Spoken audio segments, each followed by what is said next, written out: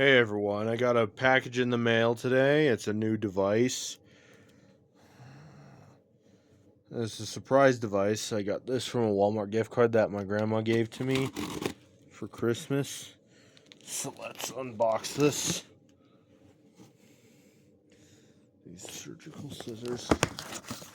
I actually know what this is, but I hadn't mentioned this with any of my collector friends.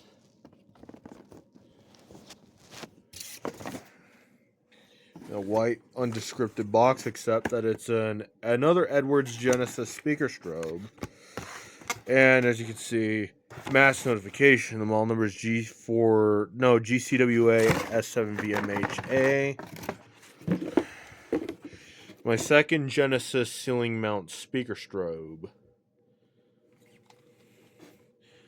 Also mass notification. I guess you could expect this in a system test later on, but yeah. What else is in this little box?